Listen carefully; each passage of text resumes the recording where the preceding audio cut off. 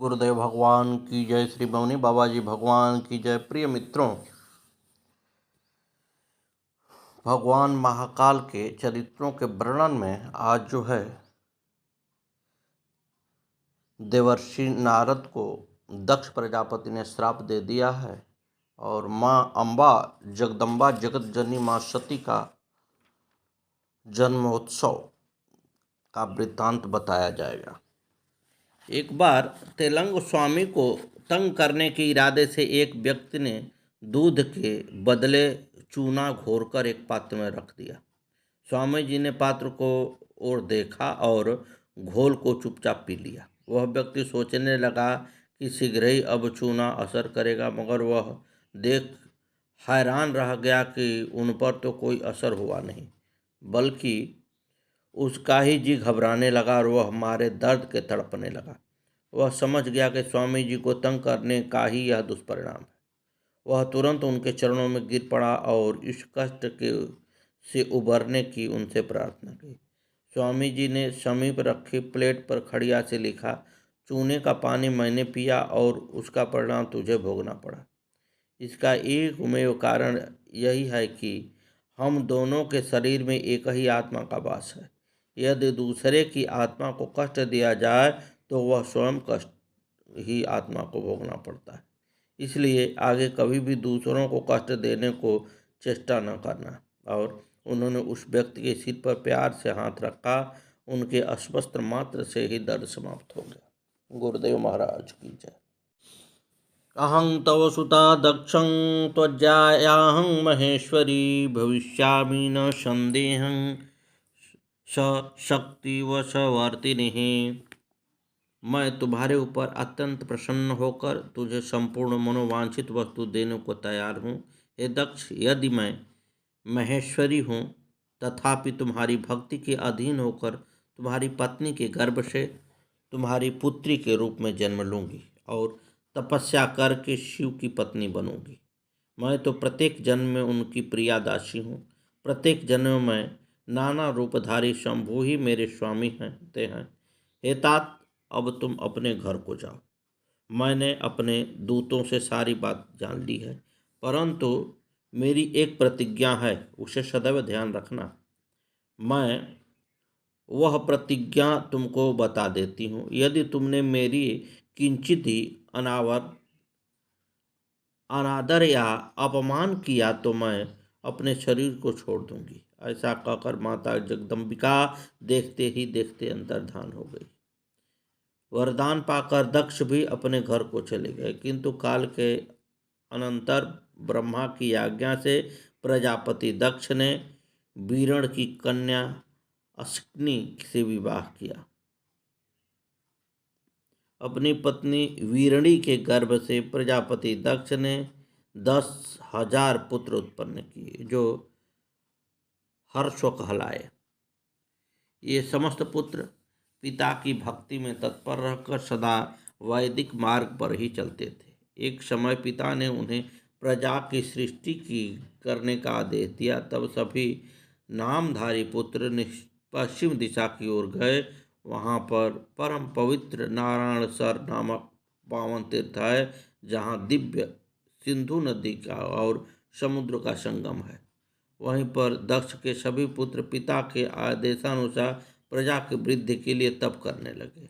हे नारद, उन बुद्धिमान पुत्रों को तुमने ऐसा निवृत्ति मार्ग का उपदेश दिया कि वे सभी पुत्र विरक्त हो गए, पुनः वह घर वापस नहीं आए। हे नारद जी ने कहा, फिर क्या हुआ ब्रह्मदेव? ब्रह्मा जी ने कहा, हे नारद, कालगते बहुतरे मम पुत्रः प्रजापति नाशं निशम्य पुत्राणां नारदन्वन् तत्व्यतः। बहुत काल बीतने के पश्चात मेरे पुत्र प्रजापति दक्ष को यह पता चला कि मेरे सभी पुत्र नारद से विरक्ति की दीक्षा पाकर नष्ट हो गए। इससे उन्हें बड़ा दुख हुआ, क्योंकि श्रेष्ठ पुत्रों के बिछुड़ जाने पर पिता को बड़ा कष्ट होता है। दक्ष ने तुम्हारे ऊपर बड़ा क्रोध किया, फिर मैं उन्हें बहुत समझाया। हे दक्ष, शोक मत करो, दैव बड़ा प्रबल होता है इत्यादि बातें बताकर उनके मन को शांत किया। कुछ समय बाद दक्ष ने पुनः प्रजनन की कन्या असिकनी के गर्भ से सवलाश्व नामक 1000 पुत्र उत्पन्न किए। वे भी पुत्र पिता की आज्ञा पाकर सृष्टि संवर्धन हेतु तप करने उसी स्थान पर गए जहाँ उनके बड़े भाई गए थे। हे नारद, तुम पुनः पहले की भांति ईश्वरीय गति का स्मरण करते हुए उनके पास गए। वहाँ वही उपदेश देने लगे जो उनके भाइयों को पहले दे चुके थे, परंतु ज्ञानोपदेश से उन्हें भी विरक्ति आ गई और वे बड़े भाई के पथ पर ऊर्ध्वगति को प्राप्त हो गए। उसी समय दक्ष को बहुत से उत्पात दिखाई दिए। उन्होंने तुम्हारे द्वारा प्रथम पुत्रों के नाश के समान ही इन पुत्रों को भी नाश का समाचार सुना तो पुत्र नाशं सुशोचाति ही पुत्र शोक विमूर्छित। वे आश्चर्य में भरकर पुत्र शोक से मूर्छित हो अत्यंत संतप्त हो उठे। क्रोध में आकर दक्ष ने तुम्हें कहा कि नारद बड़ा दुष्ट है। दैव योग से उसी समय दक्ष पर अनुग्रह करने के लिए तुम वहां आ पहुंचे। तुमको देखते ही पुत्र शोक से व्याकुल हुए दक्ष के ओठ क्रोध से फड़फड़ाने लगे। धिक्कारते हुए वे बोले, किं कृतं ते अध श्रेष्ठं साधुनां साधु लिंगतः। अरे नीच, हे अधमति अधम, तुमने साधु का वेश बनाकर मेरे पुत्रों को यह कैसा उपदेश दिया। तुमने झूठ मूठ साधुओं का चोला पहन रखा है। इसी के द्वारा ठग कर हमारे भोले भाले बालकों को तुमने भिक्षुओं का मार्ग दिखाया है। यह ठीक नहीं किया। तुम बड़े निर्दयी हो, इसलिए तुमने मेरे इन बालकों को जो अभी ऋषि ऋण, देव ऋण और पितृ ऋण से मुक्त नहीं हो पाए थे, उनका लोक परलोक दोनों नाश कर डाला। जो पुत्र इन तीनों ऋणों को उतारे बिना ही मोक्ष की इच्छा करता है तथा माता पिता को त्याग कर घर से निकल जाता है, सन्यासी हो जाता है, वह अधोगति को प्राप्त होता है। ऋणाने त्रियपाकृत्यः यो गृहात् प्रजयेत पुमान् मातरं पितरं त्ववक्ता मोक्षमीक्षं व्रजत्यधः। तुम निर्दयी और बड़े निर्लज्ज हो। हे मूढ़मते, तुम भगवान विष्णु के पार्षदों के साथ व्यर्थ घूमकर नारायण का नाम लेते रहते हो। तुमने मेरा अमंगल किया है, अतः मैं भी तुम्हें शाप देना चाहता हूँ। विभवेद भ्रमतस्ते पदं लोकेषु स्थितं। तुम इसी प्रकार लोक में भ्रमण करते रहो, कहीं भी तुम्हारा पैर स्थिर न रहा, अथवा कहीं भी तुम ठहरने के लिए स्थिर ठौर ठिकाना नहीं मिलेगा। हे नारद, यद्यपि तुम साधु संतों तथा महान पुरुषों द्वारा सम्मानित हो, तथापि उस समय दक्ष ने क्रोधवश तुम्हें शाप दे दिया। वे ईश्वर की इच्छा को नहीं समझ सके, शिव की माया से उन्हें मोहित कर दिया था। तुमने उस शाप को चुपचाप ग्रहण कर लिया और अपने मन में किसी प्रकार का विकार नहीं आने दिया। ईश्वर कोटि के महात्मा पुरुष स्वयं शाप को मिटा देने में समर्थ होने पर भी उसे सह लेते हैं।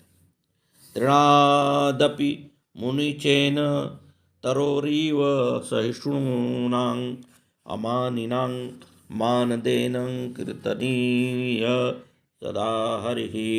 संतों का यही स्वभाव होता है सरकार। उनको कोई गाली भी देता है तो उससे वे आशीर्वाद ही लेते हैं। ब्रह्मा जी कहते हैं, हे देवर्षि नारद, उसी समय दक्ष के इस बर्ताव को जानकर मैं भी वहां आ पहुंचा और उन्हें शांत कराने के लिए सांत्वना देने लगा। तुम्हारी प्रशंसा को बढ़ाते हुए मैंने दक्ष के साथ तुम्हारा सुंदर स्नेहपूर्ण संबंध स्थापित कराया। वे प्रसन्न होकर तुम्हारे ऊपर पूर्ववत स्नेह करने लगे। फिर मैंने तुमको साथ लेकर अपने स्थान को लौटाया। पुनः दक्ष ने मेरी आज्ञा से अपनी भार्या से 60 कन्याओं को उत्पन्न किया। कालांतर में उन दक्ष ने धर्म को 10 कन्याएं विधि पूर्वक ब्याह दी, 13 कन्याएं कश्यप मुनि को दी तथा 27 कन्याओं का विवाह चंद्रमा के साथ कर दिया। अंगिरा तथा कृषाव को उन्होंने 2-2 कन्याएं दी और शेष 4 कन्याओं का विवाह ताक्षर्य या अरिष्ट नेमि के साथ कर दिया, जिसकी प्रसूति परंपरा से यह संपूर्ण जगत प्राप्त होता है। कुछ लोग सती को दक्ष की ज्येष्ठ पुत्री मानते हैं, कुछ लोग मझली तो कुछ लोग छोटी पुत्री मानते हैं। कल्प भेद से तीनों सत्य हैं। प्रजापति दक्ष ने जब सभी कन्याओं का विवाह कर लिया तब वह मन ही मन माता जगदम्बा का ध्यान किया, साथ में स्तुति भी किया। देवी शिवा प्रसन्न हो गई। वह मन में विचार किया कि अब मैं दक्ष के यहाँ बारड़ी के गर्भ में अवतार लूँगी। ऐसा विचार कर शिवा दक्ष के हृदय में निवास करने लगी। वे दक्ष अत्यंत शोभिमान होने लगे। फिर उत्तम मुहूर्त देखकर दक्ष ने अपनी पत्नी से गर्भ धारण किया। इस प्रकार वे शिवा दक्ष पत्नी के चित्त में गर्भ रूप से निवास करने लगी। उसमें गर्भधारण के सभी चिन्ह प्रकट हो गए। गर्भ में माँ जगदम्बा का निवास के प्रभाव से वह दंपति पहले की अपेक्षा अधिक शोभा संपन्न हो गए। प्रजापति दक्ष ने प्रसन्न होकर ब्राह्मणों को उनकी इच्छा अनुसार धन दिया। देवताओं को पता चला तो वे माँ दुर्गा की महान स्तुति की तथा उन्हें बारंबार प्रणाम किया और दक्ष की प्रशंसा करते हुए देवता अपने लोक को चले गए। गतेषु नमासु कारयित्वा च लौकिकीं गतिशिवां च पूर्णे सा दशमे मासी नारदः। हे नारद, इस प्रकार जब 9 महीने बीत गए तब लौकिक गति का निर्वाह कराकर 10वें महीने के पूर्ण होने पर चंद्रमा आदि ग्रहों तथा ताराओं के अनुकूलता से संयुक्त सुखद मुहूर्त में माँ शिवा प्रकट हो गए। उनके अवतार लेते ही दक्ष के बड़े प्रसन्न हुए। उस समय आकाश से पुष्पों की वर्षा होने लगी और मेघ जल बरसाने लगे। देवता मांगलिक बाजा बजाने लगे। प्रजापति दक्ष माँ जगदम्बा को अपने घर में प्रकट हुई देखकर उन्होंने हाथ जोड़कर खड़े बड़े भाव भक्ति से उनकी स्तुति करने लगे। महेशानी नमस्तुभ्यं जगदम्बे सनातनी कृपा कुरु महादेवी सत्य सत्य स्वरूपिणी। हे महेशानी, हे जगदम्बे, आपको नमस्कार है। हे सत्य स्वरूपिणी, मेरे ऊपर कृपा करो। जो देवी सत्य रज तथा तम रूपों वाली है, सदा सर्वदा सबके कार्य में साधने वाली है, उन त्रिदेव जननी को मेरा नमस्कार है। इस प्रकार स्तुति से प्रसन्न होकर माँ शिवा बोली, प्रजापते, तुमने पहले पुत्री रूप से मुझे प्राप्त करने के लिए मेरी आराधना की थी, वह तुम्हारा मनोरथ आज सफल हो गया। अब तुम उस तपस्या के फल को ग्रहण करो। इस प्रकार दक्ष से कहकर वे देवी जननी माया से शिशु का रूप धारण करके रोने लगी। आस्थाय ससैव भावं जनयन्तेरुरोदसाः। जब बालिका का रोदन सुनकर सभी स्त्रियां और दासियां दौड़कर वहां पहुंची। अक्सकिनी की पुत्री का अलौकिक रूप देखकर उन सभी माताओं को बड़ी प्रसन्नता हुई। नगर के सब लोग जय जयकार करने लगे। गीत और वाद्य के साथ सभी बड़ी भारी उत्सव होने लगा। पुत्री का मनोरम मुख देखकर सबको बड़ी खुशी हुई। दक्ष ने ब्राह्मणों को खूब दान दिया और दूसरों को भी बड़ा धन बांटा। सब और नृत्य गान होने लगे। भांति भांति के वाद्य बजने लगे। दक्ष कन्या के रूप से अवतरित हुई परमेश्वरी जगदम्बा को देखकर समस्त देवता ने उन्हें प्रणाम किया और उनकी स्तुति की।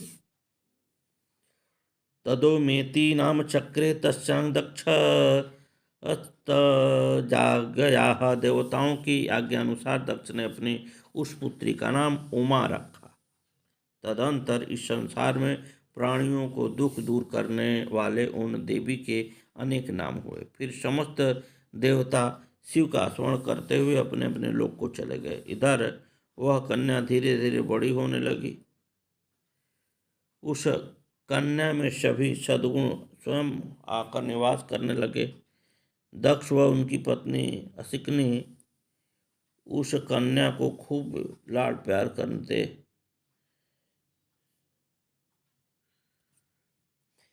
बालिका होते हुए भी वह अपने माता पिता को बड़ी भक्ति रखती थी। वह अपने बालोचित गुणों से माता पिता को संतुष्ट करती थी। सद्गुरुदेव भगवान की जय।